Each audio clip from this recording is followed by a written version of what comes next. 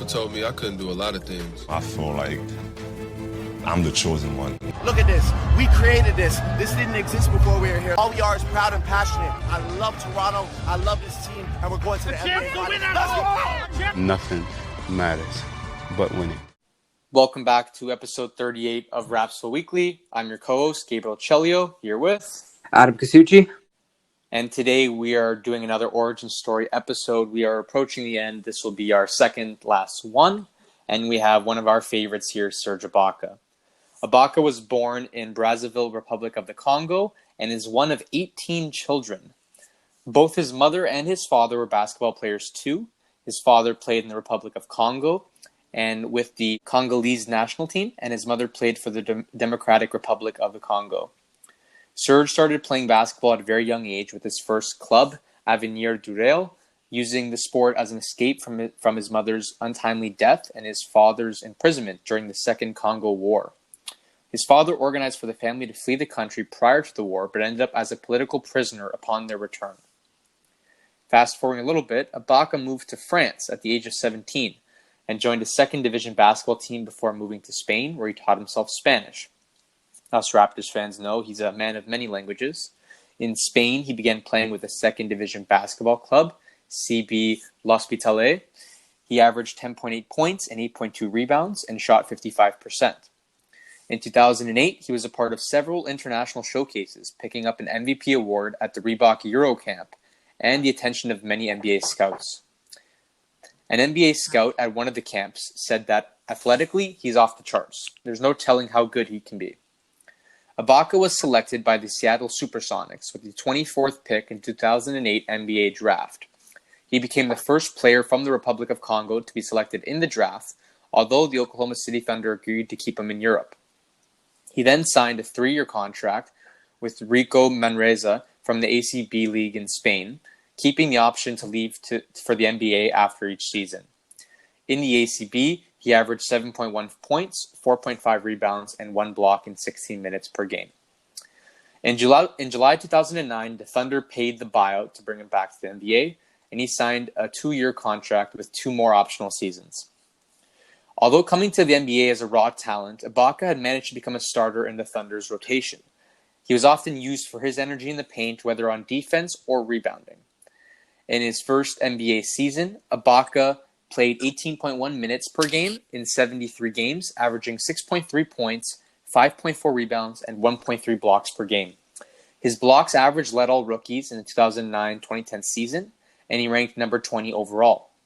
In the first round of the playoffs against the Los Angeles Lakers, he played in 6 games, averaging 25.5 minutes, 7.8 points, 6.5 rebounds, and 2 blocks a game. His 7 blocks in Game 2 in Los Angeles was a record, the youngest player ever to have 7 blocks in a playoff game. Sadly, they did lose this series, and the Lakers went on to win the championship. On February 19th, 2011, Ibaka participated in the 2011 NBA Slam Dunk Contest. He began the contest with a free throw line dunk. In the second round, Ibaka grabbed a stuffed animal from the rim with his mouth and dunked in one motion. However, he did lose to Blake Griffin. During the 2011 NBA lockout, he signed a 2-month contract with Real Madrid in Spain alongside Spain's national team and friend Rudy Fernandez, with an option to return for the NBA after the lockout. Over 6 games in the EuroLeague, he averaged 5.5 points, 4.7 rebounds, and 2 blocks in 15 minutes of play. After the lockout, Ibaka returned to the NBA from Spain. On the 19th of February 2012, he recorded his first career triple-double against the Denver Nuggets, scoring 14 points, grabbing 15 rebounds, and getting a career-high 11 blocks. Usually we see triple-doubles with points, rebounds, and assists, but obviously shot-blocking machine Serge Ibaka was able to do it with the blocks. He played all 66 games in the shortened season as a starter, averaging the most blocks in the league, 3.6 per game. That's got to be one of the best. In voting for the Defensive Player of the Year, he finished second behind Tyson Chandler of the New York Knicks. Wow. In Game 4 of the Western Conference Finals against the San Antonio Spurs that year, Ibaka went 11 for 11 from the field. Oklahoma City went on to win that series in 6 games and advanced to the 2012 NBA Finals, but sadly we all know that they lost to Miami that year. So, Ibaka at a very young age was able to make the NBA Finals, year 3 of his career, age 22. And that experience helped him on later in life. But as you can see at the beginning of his career, there's a lot of disappointing moments where he was losing in the playoffs, first round, or in the finals, and then plus a life outside of basketball. So clearly it was a challenge for him. In the finals, Ibaka averaged 7 points and 5 rebounds. And, youngest unique experience for him to get that far in the finals. In August 2012, after the playoffs, Ibaka signed a 4-year deal worth $48 million with the Thunder. During the 2012-13 NBA season, Ibaka upped his scoring average from 9.1 to 13.2. He also averaged 7.7 rebounds and a league-leading 3 blocks. For his defensive efforts, Ibaka finished 3rd in Defensive Player of the Year voting this time, behind LeBron James and the winner, and also his teammate, Marc Gasol. So this is high elite defenders in the league currently still today, and it's great to be a part of those 3 guys. In the playoffs, the Thunder beat the Houston Rockets in 6 games, but fell to the Memphis Grizzlies in 5 games. Ibaka averaged 12.8 points, 8.4 rebounds, and 3 blocks in the postseason, but shot only 43.7% from the field, a near 14% drop-off from his regular season field goal percentage of 57.3%. In the 2013-14 season, Ibaka averaged career highs of 15.1 points and 8.8 rebounds per game, and led the league in total blocks, 219, for the 4th straight season. In a series-clinching win over the Los Angeles Clippers in the conference semifinals, Ibaka suffered a left calf injury that was expected to sideline him for the remainder of the 2014 playoffs. However, he made his return in Game 3 against San Antonio Spurs in the conference finals, but the Thunder did fall to the soon-to-be champs that year in 6 games. Ibaka averaged 12.2 points, 7.3 rebounds, and 2.4 blocks throughout the playoffs. Ibaka was also named to the All-NBA defensive first team for the 3rd consecutive year. That's a great honor and shows his consistency on the defensive end. On February 19, 2015, Ibaka recorded 21 points and a career-high 22 rebounds in the 104-89 win over the Dallas Mavericks. Then, on March 17, 2015, he was ruled out for 4 to 6 weeks after undergoing arthroscopic surgery to address the right knee soreness. On the 4th of January 2016, Ibaka scored a season-high 25 points in a loss to the Sacramento Kings. A couple months after, in June of 2016, Ibaka was traded to the Orlando Magic in exchange for Victor Oladipo, Ersan Ilyasova, and the draft rights to Domantas Sabonis, the 11th pick of the 2016 NBA draft. He made his debut for the Magic in their season opener on the 26th of October, recording 14 points and 7 rebounds in a 108-96 loss to the Miami Heat. On the 13th of November in 2016, he scored a career-high 31 points and hit a game-winning baseline jumper to lead the Magic to a 119-117 win over his former team, the OKC Thunder. Finally, our chapter begins on February 14, 2017, because Ibaka was traded to the Toronto Raptors in exchange for Terrence Ross and a future first-round draft pick. To me, this is one of the top 5 best trades in Raptors history because obviously Terrence Ross, that guy was a turnover machine. I loved him for his athletics, but his IQ was very low and his shot IQ especially. The decision-making wasn't great, and I'm happy we got Ibaka in return. He made his debut for the Raptors 10 days later, scoring 15 points in a 107-97 win over the Boston Celtics. Then on March 21st, 2017, against the Chicago Bulls, we started to see the competitive side of Serge, as he was ejected after an altercation with Bulls center Robin Lopez. The next day, Ibaka received a 1-game suspension. That was weird because they were both Spanish. I wonder if they were talking to each other in Spanish, but that was very strange. On the 7th of July, 2017, Ibaka re-signed with the Raptors to a reported 3-year, $65 million contract, which has run out this season. On November 4th, 2018, he showed that he was worth this big contract as he made his 14 shots of the game, on the way to a career-high 34 points in a 121-107 win over the Los Angeles Lakers. He finished the game 15 of 17 from the field and became the first player to start a game 14 of 14 from the field since Shaq did in February 2006. On February 3rd, 2019, Ibaka broke another record. He had 16 points and 12 rebounds in a 121-103 win over the Los Angeles Clippers, marking a career-best 6 straight double-double, Toronto's longest streak since Chris Bosh had 8 in November 2009. That year, we had an incredible playoff run, and Serge was a dominating force off the bench, sparking a lot of energy and toughness into our team. This helped the Raptors defeat the Golden State Warriors in 6 games during the NBA Finals to win his first NBA championship. He got his second chance at a championship and knew he was not going to miss the opportunity again. Internationally, Ibaka expressed an early desire to play for the Spain national basketball team. Despite the fact he represented Congo Republic in youth categories. After years living in the country, he was finally granted Spanish citizenship on July 15th, 2011. His team won the gold medal in the Eurobasket 2011, beating France in the final by a score of 98-85. He also won a silver medal with Spain at the 2012 Summer Olympics. So he's had his success internationally as well. Very decorated all-around player. Ibaka speaks 4 languages. Lingala, French, English, and Spanish. Like we mentioned before, the most likable thing about Ibaka has to be his infectious personality. He's very funny and lovable when he isn't trying to start a fight with you on the court. He has his popular YouTube series, How Hungry Are You?, where Ibaka refers to himself as Mafuzi Chef and has served numerous plates to his teammates and different types of foods, including beef genitals to Kawhi Leonard and lamb brain to the Raptors bench players. Looking at his personal life, Ibaka has a daughter, Renee, who was born when he was still a teenager, shortly after he left the Republic of the Congo. Another notable fact is that Ibaka's younger brother, Igor, is a former NCAA basketball player for the Oklahoma State Cowboys. Ibaka is known for his sophisticated fashion. In 2019, he was named to Vanity Fair's Best Dressed list. We all know Ibaka refers to this as art. He often says, I do art. And he's a very interesting character, very funny piece for this team when he's obviously not trying to fight you on the court.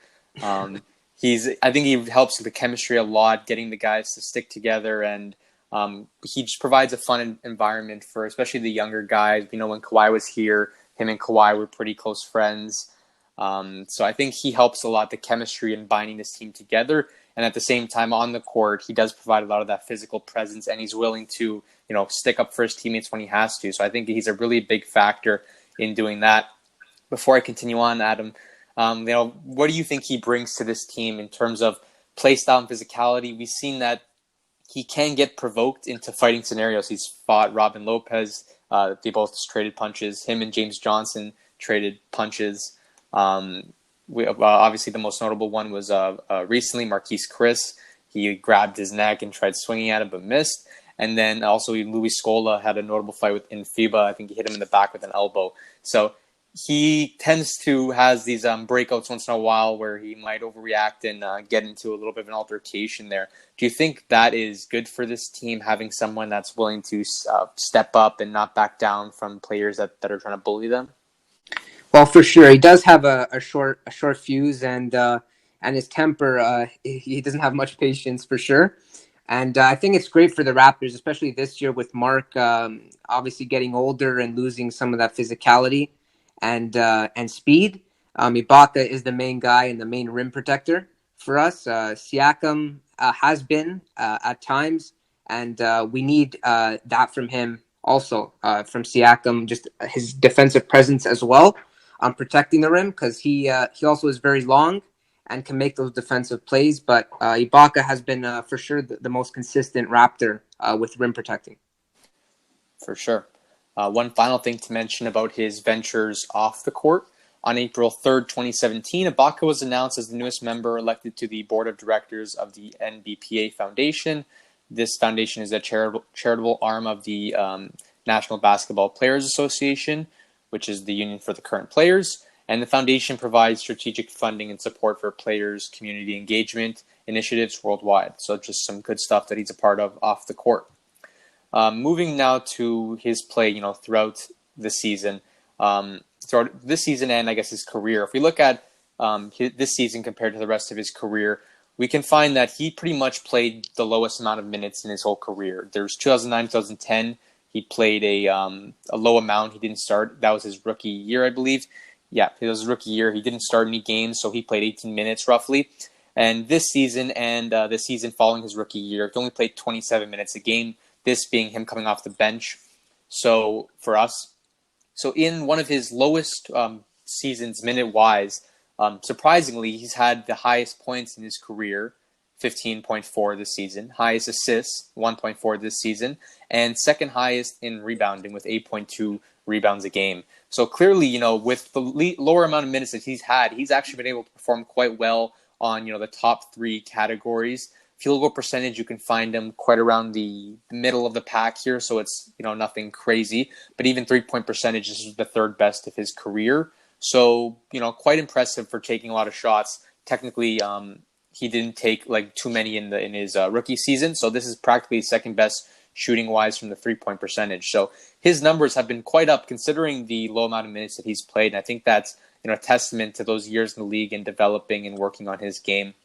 But one thing I wanted to point out, though, is that you do notice a fall-off in his shot-blocking abilities.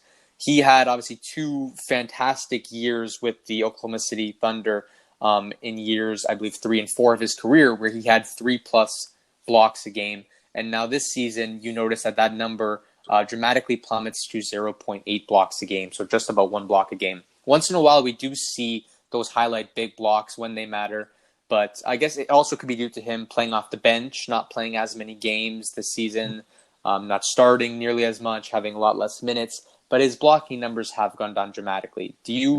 Adam, do you have any insight, you think, of why that would be the case? Okay, so when looking at his blocking numbers and how they went down, I think he's really focusing on changing the offensive players' trajectory on their shot, and also by having a high number of blocks a game, you usually have a lot of fouls because you're coming in hard, and if the offensive player pump fakes, you're getting a foul. So I think he's trying to be more smarter with his defensive approach, and that's why I think the numbers have dropped so much. But I think he still has the same effect. Just it's not coming up on the stat sheet as much, but he still has the same effect defensively. I think another point to acknowledge here is that another reason why these block numbers have dramatically dropped is the change in game. The basketball game in general has changed dramatically over the past, this is 10 years ago pretty much, of when he put up 3 blocks a game. 3.7 was his best year, 2011. So almost 10 years ago. And you see dramatically how the game's changed, how much teams have moved to 3-point shooting, small ball lineup, 5 outs. I think all those things are contributing to spreading the floor and staying away from that inside game. So it makes sense that his block numbers have decreased. And also he is, getting older and playing less. So I think those are all contributing factors. Best scoring performance from him throughout his career. Assists, rebounds, pretty much up there as well. So he had a fantastic season with us. We know that. In a season where Marc Gasol severely struggled, on both ends of the court. Defensively, he looked like he wasn't there, and offensively, he couldn't produce. He couldn't hit shots. I felt like Ibaka, you could visibly see it, was having the exact opposite, one of his best careers, especially scoring-wise. He seemed like he was making a lot of his shots. And in the playoffs, that was present. He kept up those consistent numbers, 14.8 points a game, 1.3 blocks. His blocks did go up a little bit, 7.7 rebounds, 1.2 assists. And that was averaging a lot less time. Minutes per game, only 22.8, and he never started because those minutes were given to Marc Gasol. And this season in the playoffs, 51% from 3. Obviously, that's solid. 57% from the field. He had, great numbers, probably one of the best on the Raptors numbers-wise. And I feel like he could have made more of an impact against the Boston series. I'll ask you about that. But then before I get there, Brooklyn, he had standout performances, 22 points in Game 1, 20 points in Game 3, and 27 points in Game 4. 15 boards Game 4, 13 boards Game 3. Clearly, he was doing it on both ends, and he was a huge star in that series. What do you think the reason was that he didn't have that much of an effect in the Celtics series, and why wasn't he given the opportunity to perform the way he did in Brooklyn? Well, I honestly think that Tice, because of his foot speed, he has the advantage on Ibaka with athleticism and getting in his face and obviously contesting the shot.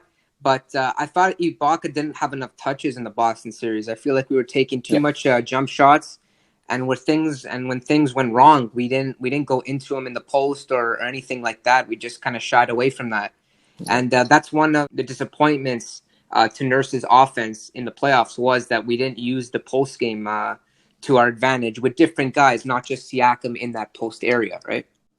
Yeah, Ibaka would have been a huge factor, I think, in that series, especially in a series where our shots were not falling. We probably had some of our worst performances in, game one, and then even a couple other games in the series. There was a lot of the times it was blowouts, so we were down by 20, 30, and we couldn't make shots, let alone not being able to defend the Boston scoring. We weren't able to shoot at the ball. So if you're not able to shoot, the common theme is to go to the inside, get some easy baskets, get to the free throw line. And that's where Ibaka's size and strength in there was working. When he was on, they were producing. But for some reason, Nick Nurse wasn't going with that lineup. He wasn't playing Ibaka those big minutes. He kept Siakam on. I think it was a lot of mistakes there from Nurse and the coaching staff of what they tried to do rotation-wise. So we'll give him the benefit of the doubt. But I think Ibaka did what he was supposed to do in his minutes of play, and I'm sad that he didn't get the opportunity to fully play this series because of how well he did throughout the season and in the Brooklyn series before that. Okay. Gabe, I wanted to ask you a question about Ibaka, and why do you think he is so consistent? Wherever he plays, wherever he goes, why is his game so consistent and his field goal percentage is always above that 50% mark or really close to that? Yep. Why do you think his consistency is huge for the Raptors, and why does it stay that way throughout all of his career so far? Well, why it stays that way is a kind of a hard question to answer. I guess he's just a very consistent player because, you see a lot of players having shooting struggles and no one really has like the solid nights. And we've seen him have, worse nights than others where shots weren't falling, but he doesn't try to do stuff that he cannot. He doesn't try to expand his game to, fadeaways or stuff he can't do. He sticks to that pick and pop game with Kyle Lowry in the mid range or on the free throw. That's his bread and butter. Yeah, that's his bread and butter. The hook shot, staying on the inside, offensive rebounds, putbacks. Those are all his bread and butters. And now we're seeing a little more as the game's evolving. He's shooting more 3-pointers, and he's also just shooting stuff in his range. If he gets a wide open look, he'll take it, but you don't really see him taking, heavily contested threes too often. He kind of knows his spots on the court. He's not really a corner three shooter. He kind of hits them from the wing or the top. Yeah. So you see him take those type of shots, the pick and pop with Kyle or pick and roll game and like the inside game, that type of stuff. You don't see him expanding to fadeaways or leanings or shooting in spots where he doesn't naturally shoot at, like the corners. I think he just sticks to his game, what he knows, and he's done such a good job at making that effective. What he can do, he makes it really effective. So I think that's a part of his consistency, and I think that consistency is really important to the Raptors, especially in a playoff series where we were lacking consistency from a lot of players. I felt he was one of the only guys to provide it this entire playoffs, and for that reason alone, he was definitely my favorite player to watch this season, and I definitely loved his play, and I know a lot of other Raptors fans will agree with me there that he stepped up big this series, and it's huge for the Raptors when you have someone like that being that consistent. Hopefully we can see him starting next year and doing the same type of performance. Okay. Moving on to the next question. Looking at the bottom feeders of the NBA, a team like Charlotte or a team that needs a big man in the NBA, are they going to be offering him over like 20 million, 15 to 20 million range? And if the Raptors, would you match that, or where would you like to see Masai do his business in that range? For what Ibaka has done for us, I think he deserves his pay, that he deserves his $20 million. But I'm not too sure what I see about other teams picking him up. If other teams want to take him, I wouldn't be surprised if they offer him the same amount of money because they know that if that's his value for the Raptors, that's his value everywhere else. Those other teams in the lower seeds, they could definitely use having a strong center like him who can shot block, he can shoot, he can do a lot of things. But I feel like he's mentioned it like countless times that he loves Toronto, he loves the city, the organization, he plans on staying. Yeah. And I think he fits our team so well because him and Kyle have such a great chemistry. And I feel like his play style, he's not the superstar on the team. He's not the first option guy or the best 3-point shooter, but he's someone that just is very consistent and does what we need him to do. He gets the rebounds. He's the physical presence for us. He can shoot. He's reliable in the post. He has just certain qualities that make him, very important to this team. And he's a centerpiece for us. I think he's a bit of the foundation. And if you put him on somewhere like Charlotte, I feel like he's not a superstar center like Joel Embiid, where he's the first option. You give him the ball, you create around him. He's a foundational piece, not someone you create around. He's someone that you put in that solidifies the rest. And I feel like for us, that's the perfect position, is that when you put him in, he fixes what we need. He fixes the shot blocking. He protects the paint. He shoots. He's athletic. He fills up all the gaps that we need him to cover. But with other franchises, I don't know if he's going to be that star center in some big pickup that they need, or if he can find maybe an organization where he can play that same role of filling the gaps. Yeah, eventually, I think he'll with more minutes. If he were to go to a team like Charlotte or a bottom feeder with more minutes, I think he would tire, and obviously his performance wouldn't be as good as the minutes increased. And I think he would be also versing higher competition. So he would be versing the starting centers. For the Raptors, he's usually he's in the backup center range. So he's versing lower leveled centers in skill wise, right? So he'll be versing higher competition night in, night out. And not saying he can't handle it, but he will always be playing against the best of the best center of the other team. Yeah. He definitely could handle it for us. Hopefully next season we see him in that starting position. He'll do great. I think he'll still be solid. He knows how to do his thing. But off the bench, we saw this year, I always thought he should start because he was playing better. But I understand that in that position, he was very effective because he provided that toughness, physicality, and also the energy off the bench. Because when he came on, either he was versing centers that were not matched for his size, strength, and playing ability, or he was coming at a tired starter, and then he could take advantage of that tired starter with the energy, with the strength. He would bang him up a little bit and then get in the inside or make a couple shots, and he was that advantage off the bench. And he's a little bit athletic. I think he rolls well with an offense. He fits well even with our bench guys. I think he's versatile for whoever he's playing with. Obviously, he's good with guys like Kyle, his starter. They have that chemistry between the two, but I think he fits well with different guys. So even on other teams, if he were to leave, I think he would still probably do a good job at adapting to the environment. Yeah, especially when the three ball is not falling. I want to see Nurse involve him more. Get him in the inside. Do more pick and rolls with him, and it's always efficient with him. And when he's shooting that midi that Kyle gives him the bounce pass to, it's always going in, right? So it's those chances. Nurse has to really involve him in the offense more. I think even more than what he's been doing last season. For sure.